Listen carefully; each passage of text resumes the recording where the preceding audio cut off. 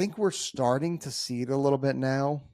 Maybe I'm a little bit too hopeful. Maybe I'm a little naive on this, but I think we are finally starting to see accountability of some leadership. Now, we're not getting it perfect. We're not getting it right every time. And what I mean by accountability of leadership is, you know, if you're watching this, you're probably tracking there's enlisted and there's officers. And there's, there's airman tiers, there's non-commissioned officer tiers, and there's senior non-commissioned officers. And then there's, for officers, there's company grade officers and field grade officers, and then general officers. And there's different levels of responsibilities, different level of authorities are involved in all those. And there's, if you're a commander and you mess up, there's a good chance that you're going to get relieved or fired of command.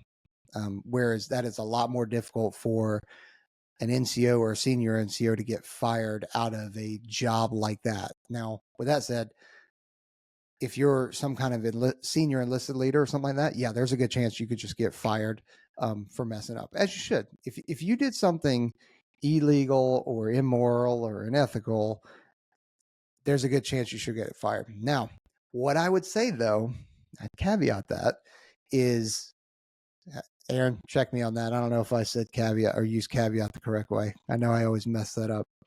But I've said it on the podcast before.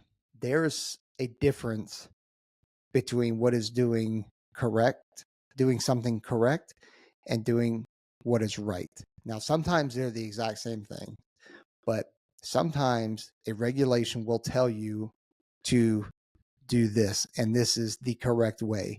X, Y, and Z. It's written in black and white. There's no room for error.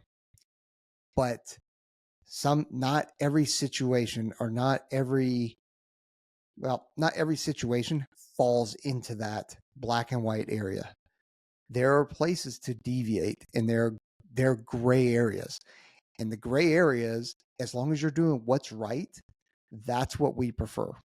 It's not, again, being right and correct sometimes are aligned, and it is the same exact thing, but not always. And I would implore you to use regulations as a point of departure, as in they are guidelines, they are not steadfast rules. So if it makes sense to deviate from that because it is what is right, and you are doing the ethical and moral thing, and you are taking care of somebody, then you should be doing the right thing. That is what it is about. Not, hey man, the reg says this, I can't deviate from it, man. I don't know what to tell you. That's the wrong answer. That is not showing, in my opinion, obviously, that is not showing good leadership. That is not showing adaptability.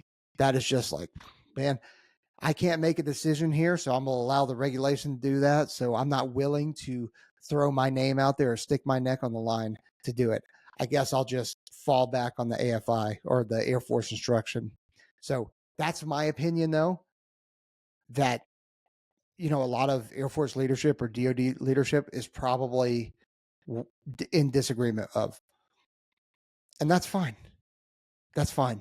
It is perfectly okay for us to disagree. But I don't know. I guess we'll see if I get fired after that. Let's see. What else we got here? A lot of you guys will like this then. Tech school marriages or technical school marriages. Don't do it. I know that I'm going to get comments and DMs saying, well, hey, I married my tech school sweetheart and we're still together, 20 years later. Sure, that happens. You're the exception, and you know it. You know you're the exception. Reason why I say don't do tech school marriages is because you have to understand what you're feeling, the emotions you're feeling, and where you're at in life. You just joined the military.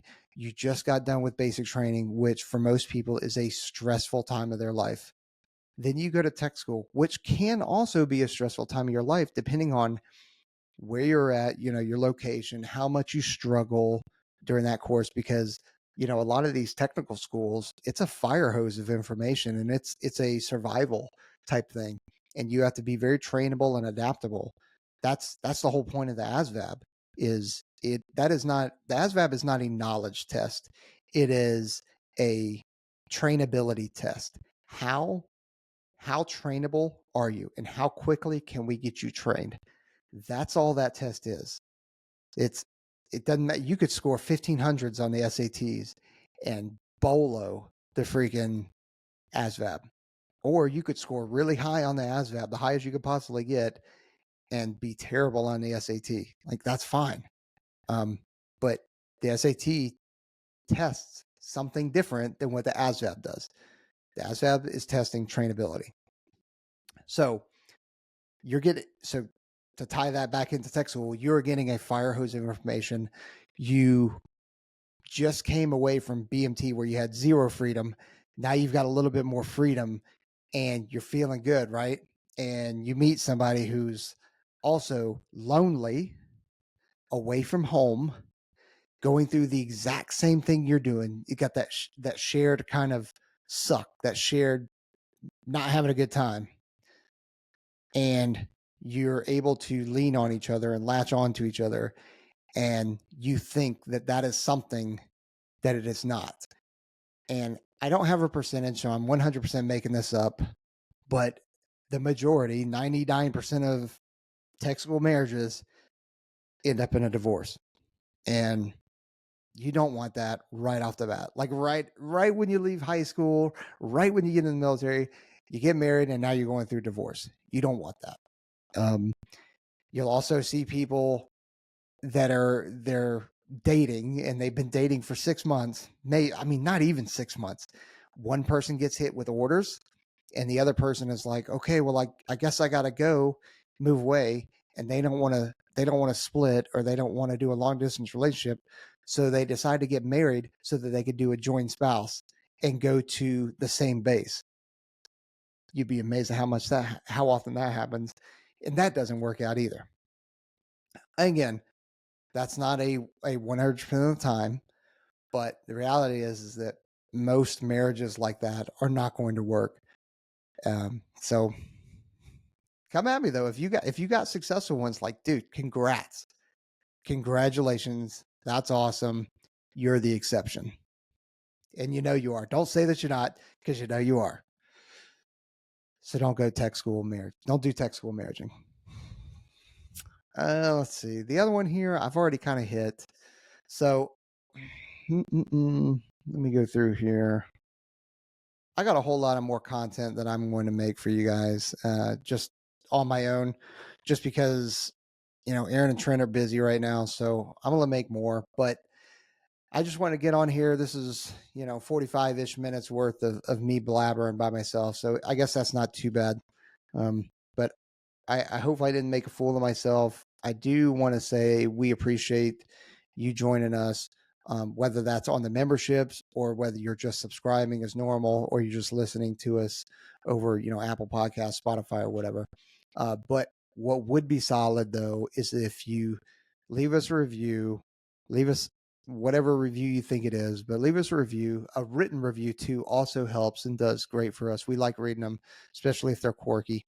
Even, use Chat GPT if you want. Like, I don't care. I really don't. But the funnier, the better.